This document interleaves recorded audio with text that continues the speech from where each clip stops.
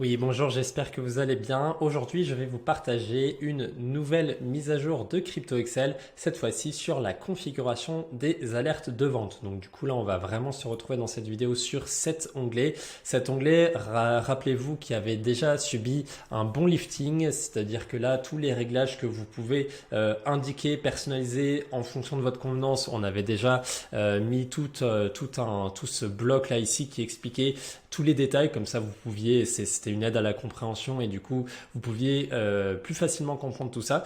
Et du coup aujourd'hui on va vous présenter cette mise à jour qui vous permet de vous faciliter encore plus la vie, d'éviter d'avoir à définir vos propres prix d'objectifs et vous allez voir que ça va être encore plus facile. Allez, je vous dis ça après le générique.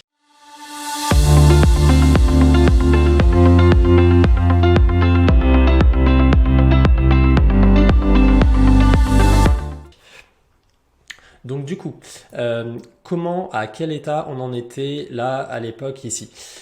Ici, je vais vous faire une petite présentation juste là. Donc là, avant là, juste cette vidéo, comment fonctionnait CryptoExcel. Donc vous achetez vos cryptos, vous les ajoutez donc dans votre onglet portefeuille et ensuite pour chaque crypto-monnaie, vous pouviez définir votre prix objectif de Take Profit 1. Donc le Take Profit 1, ça veut dire si par exemple voilà le Bitcoin vous l'avez acheté à 30 000, vous dites je fais une prise de profit à 50 000. Si le Bitcoin atteint les 50 000, vous avez une alerte de vente qui s'affiche. Et donc du coup, voilà, CryptoExcel affiche l'alerte de vente quand l'objectif est atteint, ce qui vous permet vous de réaliser votre prise de profit grâce à l'alerte visuelle que CryptoExcel vous renvoie. Et donc du coup, grâce à l'onglet que vous venez de voir tout à l'heure, vous pouviez définir d'autres objectifs de Take Profit par rapport à votre objectif TP1. Donc c'est-à-dire l'objectif TP2 et TP3, vous pouviez les définir avec un coefficient multiplicateur qui se calculait donc et au final TP2 se calculait par rapport à TP1, TP3 se calculait par rapport à TP1 également.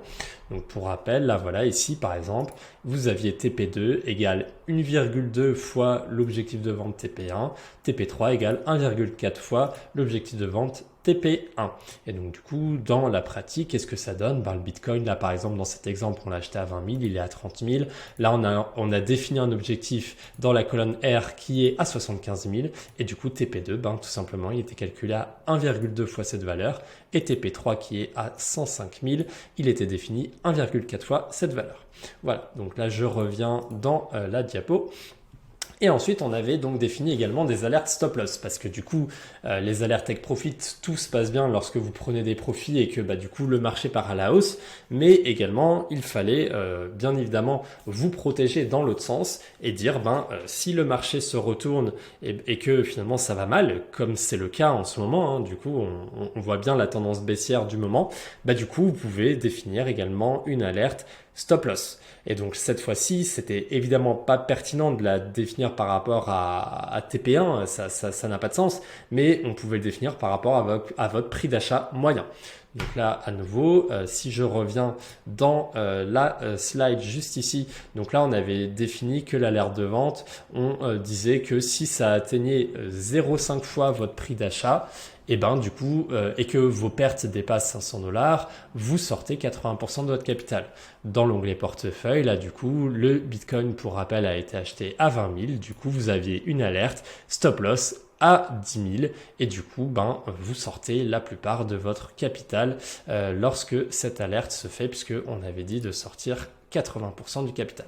Voilà, donc ça voilà c'était le fonctionnement actuel jusqu'à maintenant et du coup évidemment ces réglages donc qui s'appliquaient à l'ensemble des crypto-monnaies mais vous pouviez évidemment écraser les formules qui étaient présentes dans votre tableau et appliquer un réglage personnalisé, ce qui faisait que du coup vous devez malgré tout faire votre TP1 mais si là ici vous voulez que le TP2 pour juste le Bitcoin il soit pas égal à 1,2 fois le TP1 mais à une autre valeur, là si par exemple le Bitcoin vous connaissez bien cet actif, vous voulez juste là hop 100 000 et vous remplacez la valeur et hop voilà ça mettait 100 000 et si après coup vous souhaitiez remettre la formule par exemple là je vais sur la ligne juste en dessous là juste ici et je reglisse la formule et là voilà, vous voyez que la formule revient.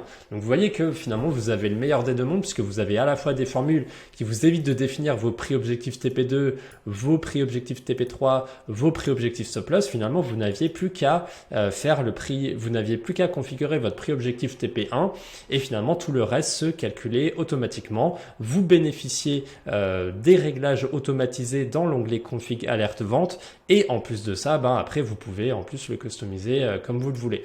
Mais on s'est dit qu'il y avait la possibilité de faire encore mieux.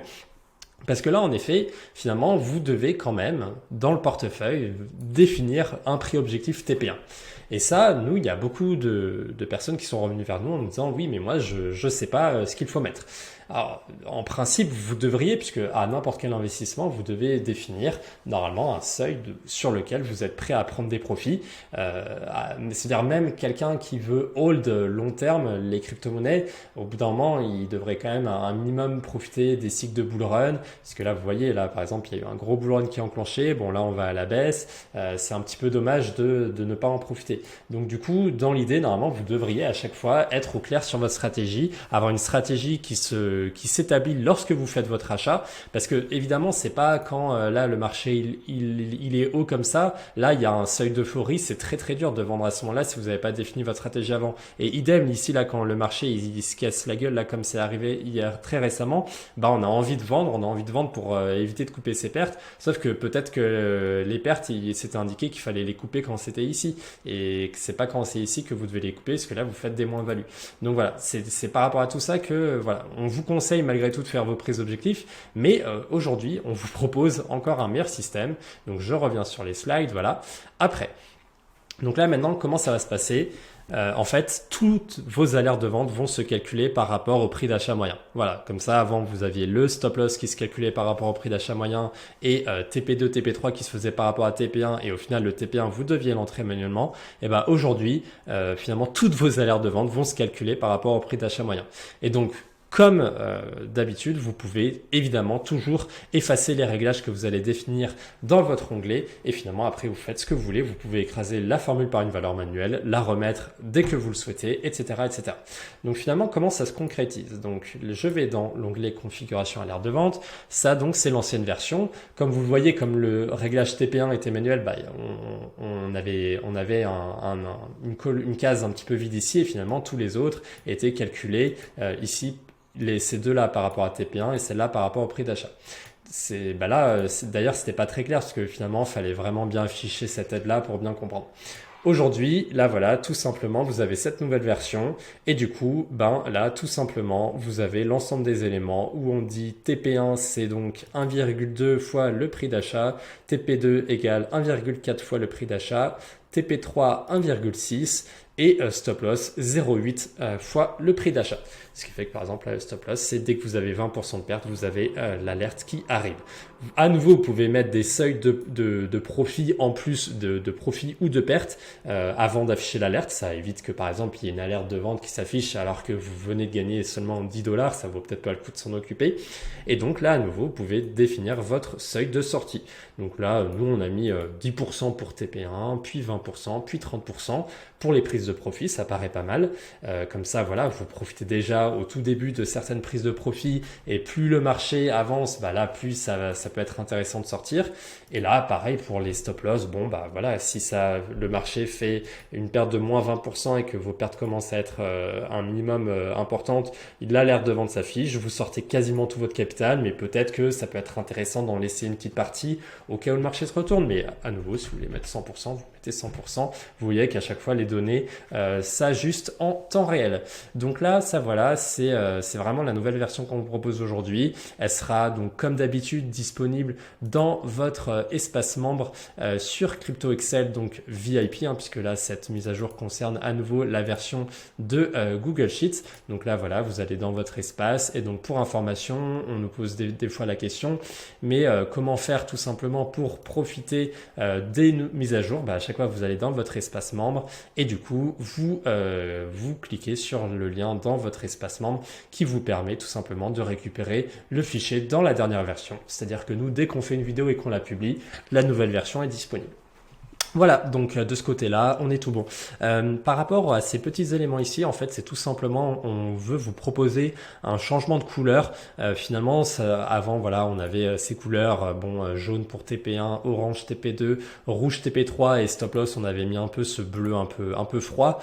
Et finalement, là, on aimerait vous proposer ces trois couleurs un peu en bleu, de plus en plus vif pour que ça s'affiche de plus en plus. Finalement, c'est pas forcément si grave si on les différencie moins bien, parce que après vous voyez dans les bandeaux, ça se reconnaîtra bien, hein. À chaque fois les bandeaux ils vont jusqu'à l'endroit qui est concerné. Donc là voilà, par exemple le orange là il va jusqu'au TP2, ici le stop loss il va jusqu'au stop loss, donc au final vous le voyez très bien, vous le voyez ressortir. Mais du coup voilà, on voulait voir si éventuellement ça vous intéresse ce changement de couleur, le rouge pour le stop loss, puisque du coup c'est vraiment sur ça que vous devez vraiment agir dessus pour limiter des pertes, puisqu'au final finalement votre portefeuille aura une meilleure performance si vous coupez les pertes au bon moment, plutôt que si vous vendez, vous prenez vos prises de profit régulièrement. C'est surtout les pertes qu'il faut couper au bon moment quand le marché se retourne. Donc voilà, on vous propose ces changements de couleur. Évidemment, si les bleus là sont adoptés, on changera un petit peu les colonnes ici. Bref, vous voyez, on vous propose quelques changements de design, mais en fait nous on fait des recherches en ce moment sur des recherches visuelles sur notre maquette. On adoptera ça sur la maquette. Donc si en tout cas on a un retour de votre côté que ces couleurs vous les préférez, tout simplement on les mettra à disposition à nouveau dans la nouvelle mise à jour. Voilà, faites-nous un retour dans les commentaires, on verra un petit peu en fonction de ce que vous préférez, mais ça qu'on préfère un petit peu ces réglages là. Voilà, dans l'intervalle je vais les cacher en attendant d'avoir votre avis. Voilà, en tout cas j'espère que cette nouvelle mise à jour vous plaît. Comme vous le voyez aujourd'hui, maintenant la Crypto Excel, se dire que vous n'avez même pas besoin d'avoir une connaissance du marché et d'imaginer quel TP1 peut être pertinent pour vous. Aujourd'hui, par défaut, on définit que le TP1, dès que vous avez pris 20% de profit et que vous avez $500 de profit, vous sortez 10% de votre capital. Basta. À nouveau, vous pouvez modifier les valeurs comme vous voulez, mais là, comme ça, dans cette configuration actuelle, au final, vous n'avez même plus besoin de remplir la colonne R. Donc là, par exemple, vous voyez que par exemple, par rapport à l'ancienne version, là ici, le Bitcoin il est à 75 000, là il est calculé à 24 000, ce qui là me déclenche une alerte de profit. Comme d'habitude, si vous voulez supprimer tout ça, vous mettez 75 000, ici vous mettez 90 000, etc., etc. Voilà, vous avez compris. Mais du coup, voilà, nous maintenant on vous propose vraiment cette version. Si du coup après vous souhaitez mettre vos propres TP1, TP2, TP3 manuels, vous le faites. Voilà, et j'espère que cette vidéo vous plaît, que cette mise à jour vous plaît également. En tout cas, je reviens vers vous dès qu'on a des nouveautés. Mais là, voilà, de toute façon, nous, de notre côté, on avance de plus en plus la web app. On va essayer de réunir le budget pour pouvoir la développer. Et ouais, on espère toujours vous proposer ça d'ici la fin de l'année. En tout cas, voilà, profitez bien d'ici là de votre version sur Google Sheets. Voilà, je vous souhaite de très bons investissements crypto et je vous dis à la prochaine vidéo. Au revoir.